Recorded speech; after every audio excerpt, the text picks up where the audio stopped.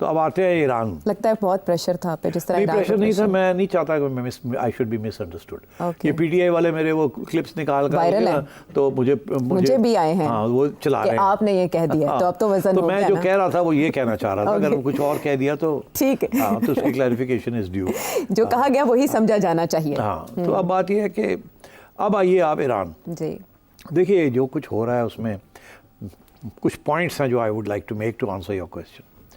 पहली बात, ईरान और उसके जो प्रॉक्सीज हैं, सपोर्टर्स हैं, उन्होंने कहा हम रिएक्शन करेंगे जी, तो करेंगे वो।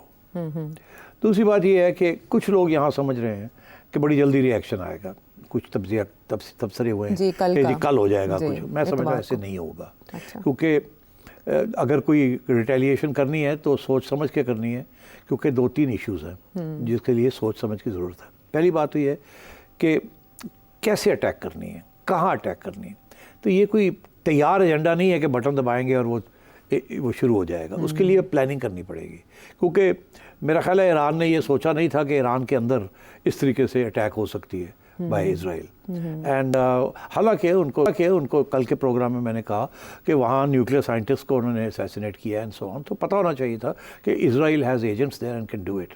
बट ये जो खबरें अब आ रही हैं कि जी वो 2 महीने से पहले इस गेस्ट हाउस में बम रखा गया था, रिमोट कंट्रोल्ड, और तो इसका मतलब प्लानिंग काफ़ी पहले से हुई हुई थी। और दूसरी चीज़ ये कि ये साहब जब भी आते थे तो वहीं ठहरते थे। तो ये again is a very interesting thing, because ये तो अगेंस्ट ऑल सिक्योरिटी प्रोटोकॉल्स कि एक जगह पे आप दूसरी दफ़ा नहीं ठहरते। और वो पासदाराने इनकलाब के ज़रिए असर था, उनके ज़रिए हिफाजत, और ये रेवोल्यूशनरी गार्ड्स के हवाले में था। तो जाहिर है कि रेवोल्यूशनरी गार्ड्स के अंदर इन्फिल्ट्रेशन हो गई है, वहाँ इज़राइल ने असासे बना लिए हैं, जिसकी वजह से ये हुआ है। अब बात यह है कि मैं नहीं समझता कि फौरी तौर पे कुछ रिएक्शन अटैक आएगी ईरान से। अच्छा। उसके लिए तैयारी करनी पड़ेगी। उसके लिए अपने जो साथी हैं सारे इराक में, लेबनान में, हूथीज़, हिजबुल्लाह, हमास, ये सब जो है इनके साथ मिलके कुछ बनाना पड़ेगा, और वो भी सीक्रेट रखना पड़ेगा, which is not going to be easy because leakages की बड़ी ख़तरे हैं। तो ये बड़े हाई लेवल के ऊपर इसकी प्लानिंग करनी पड़ेगी, डिस्कशंस करनी पड़ेंगी, और फाइनली एक्सिक्यूशन का प्लान बनना पड़ेगा। ये जल्दी नहीं होगा, दिस इज़ माय व्यू। अच्छा। दूसरी चीज़ ये है कि इस पे कैलिब्रेशन की ज़रूरत होगी, क्योंकि इज़राइल ने नहीं कहा कि हमने मारा है। तो अब अगर ईरान अटैक करता है तो ईरान भी शायद ये चाहेगा कि हम ना कहें कि हमने किया।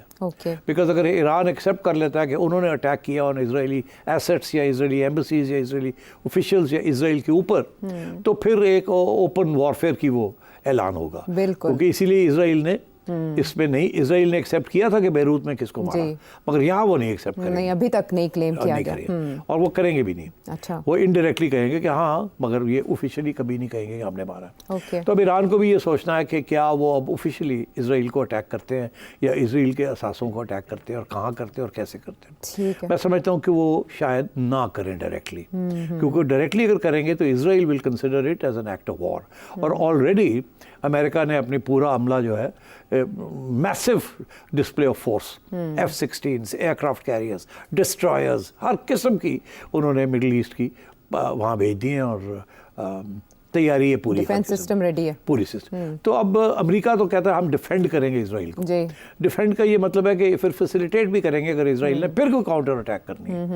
क्योंकि अगर यहाँ से कोई मिसाइल्स जाती हैं या कुछ होता है ईरान से, तो उसको डिफेंड करने के लिए अगेंस्ट इजराइल जॉर्डन भी उसने वो भी रोकेंगे जैसे पहले रोका था, सऊदी अरेबिया भी रोकेगा जैसे पहले रोका था, और अमेरिकन फोर्सेज जो हैं वो भी जैसे पहले उन्होंने रोकी थी इस दफ़ा फिर वो रोकेंगे। लेबनान और मिस्र ने भी ऐलान कर दिया कि हम भी रोकेंगे। तो अब मैं ये समझता हूँ कि दूसरी साइड बिल्कुल तैयार है। जिन्होंने ये किया, उन्होंने पहले ये प्लानिंग की है कि अगर ये कामयाब हो जाता है तो ईरान विल रिटेलिएट, ईरान अपने प्रॉक्सीज को बुलाएगा, सब उन्होंने सब प्लानिंग की हुई है, क्योंकि उनके पास इनिशिएटिव था ना।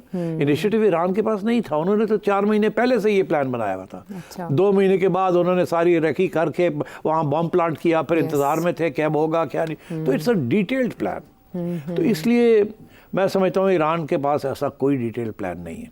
अब वो बनाएंगे। अब जब वो बनाएंगे तो उन्होंने 2-3 चीज़ें सोचनी होंगी। एक ये सोचना होगा कि सरप्राइज अटैक होनी चाहिए।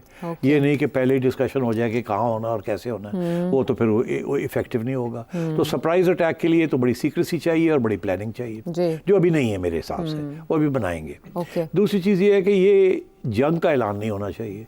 अगर जंग का ऐलान हो जाता है कि ईरान की तरफ से जंग डिक्लेयर हो गई है ऑन इजराइल, तो फिर इजराइल काउंटर करेगा। और इजराइल का काउंटर करने का ये नहीं होगा कि वो कोई ईरानियन ऑफिशियल्स को टारगेट करेगा। It will go straight for Iran's nuclear facilities, जो कि उनका लॉन्ग टर्म गोल है। उनको एक मौका मिल जाएगा कि now is the time to bomb Iran's nuclear facilities और उनको आउट ऑफ एक्शन कर दिया जाए। और ये इसमें अमेरिका की उनको हमायत होगी कि this is a good opportunity, तो आप करें। और इसके लिए उन्होंने फिर पूरी तैयारी की हुई है। मुझे याद है आयशा 12 साल 13 साल पहले 2010 में मैंने एक प्रोग्राम किया था, जिससे मैंने उस वक्त भी बड़ा ईरान और अमेरिका का इशू बना हुआ था और इजराइल का इशू बना हुआ था, और बड़ी सीरियस डिस्कशंस हो रही थी कि how can Israel attack Iran's nuclear facilities. तो मैंने बड़ा डिटेल में एक प्रोग्राम किया था with documents from American sources कि क्या रूट होगा, कैसे होगा, कौन करेगा, and so on and so fourth. तो वो प्लान जो है अब तो और भी ज़्यादा सोफिस्टिकेटेड हो गया होगा ना। अब 15 साल के बाद टेक्नोलॉजी कहीं की कहीं पहुँच गई है, and I think the Israelis are ready at a button दबाएंगे and they will be over Iran and they'll knock out Iran's nuclear facilities, जिसके साथ उनका न्यूक्लियर प्रोग्राम जो है वो डिस्ट्रॉय हो जाएगा, काफ़ी अरसे के लिए आउट हो जाएगा। And I think that's what the Americans want and that's what Israelis want, कि कोई ना कोई एक्सक्यूज मिल जाए, ईरान अटैक करे इजराइल को।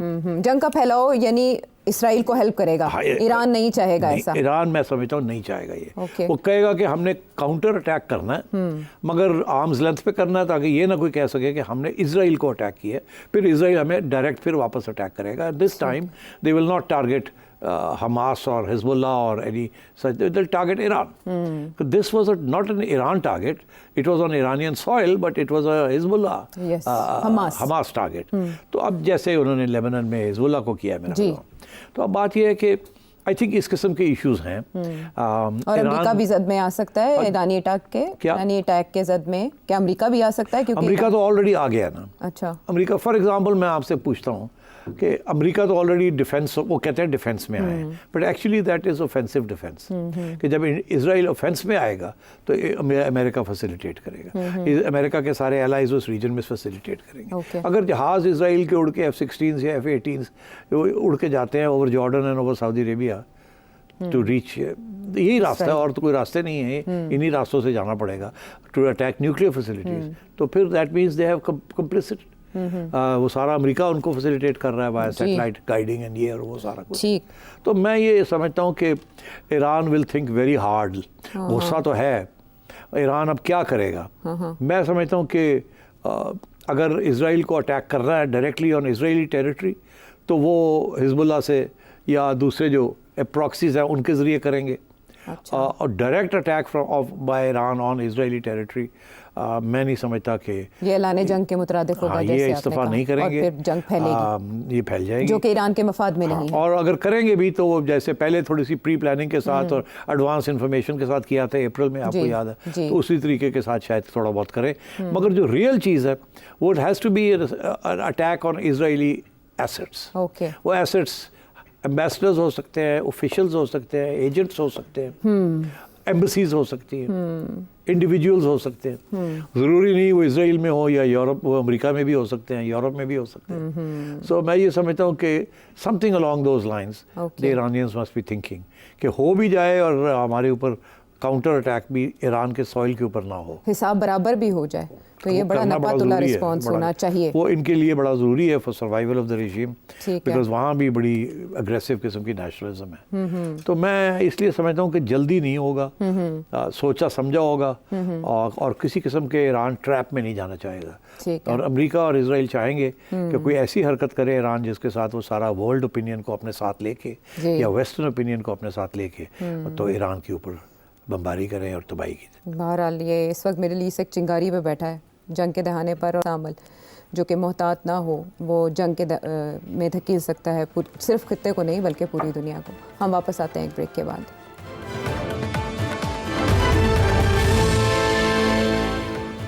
शो में साथ देने का शुक्रिया। और अब इमरान सीरीज़ की बात करेंगे। सेठ साहब, जब भी उनके